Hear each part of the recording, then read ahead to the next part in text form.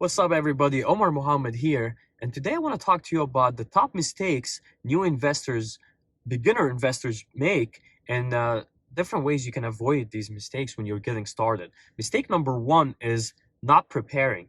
So, as my old mentor used to say, is by failing to prepare, you're preparing to fail. So, what does he mean by that? Is if you did not take your time to prepare yourself in anything, you're literally preparing yourself to fail at that certain thing. So what can you do to prepare yourself for real estate? If you're going into real estate thinking that this is a magic pill, or you're just gonna, quickly get rich, or whatever, you watch something and thought like, oh, this is a get rich quickly, I'm gonna go in, it's not gonna take time.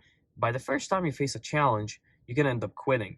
What I want you to do is I want you to get yourself in a mindset that it's not real estate that makes you rich. It's you that make yourself rich. It's real estate is just a tool. So how you do anything is how you do everything. So real estate is just a tool. It's not that deal that's going to make you rich. It's not that person. It's not that. It's you. When you work on yourself, you are the most valuable asset. You who uses real estate to be rich, or use a business, or use whatever. So definitely prepare yourself mentally, physically, read, be ready to take on a challenge. That's number one. Now, mistake number two is not buying right.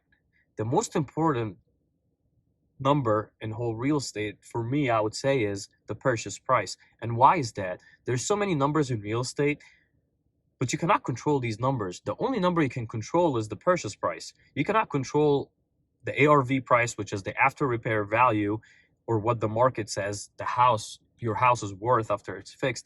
You cannot control the rehab price, because this is just how much you're gonna have to spend to get the house fixed up.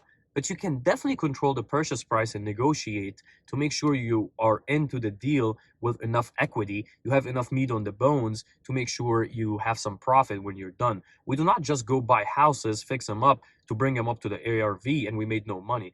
We're not gonna do work for free, right? And this is something I tell my students all the time when we're running numbers is, you're gonna put the work in, we better make sure you're getting paid for it. And this is how we come up with our offers.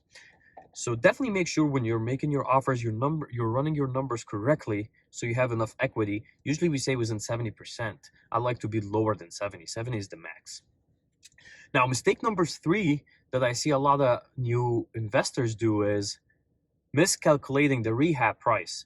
So not knowing how much it costs and just getting too emotionally and just saying, okay, it's 20K, trusting what, the realtor, the seller, the wholesaler, their mind, whatever it is, without doing your due diligence, is a big mistake, because that can definitely break you. The price is the price for repair. The way to avoid that is definitely, if you do not know, it's just doing some research or getting different bids from different contractors on how much, or use Facebook, use the groups, ask how much has it been if somebody put flooring. There's usually answers for anything. You might not be exactly spot on, but there's way to be super close.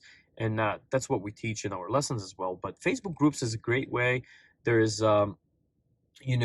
another thing you can do is you can actually call contractors and ask them to walk into the property and get different bids. My very first property, I maybe walked 7 or 8 contractors to give me all different bids, just so I can come up with an average price and know how much I'm gonna need to, how much it's gonna cost to fix it, so I can go back to my purchase price and make sure. Because you do not want to change the rehab price. You cannot change the ARV price, but you can definitely, back to mistake number two, change your purchase price. So underestimating the repairs is a big mistake that I see a lot of new investors do.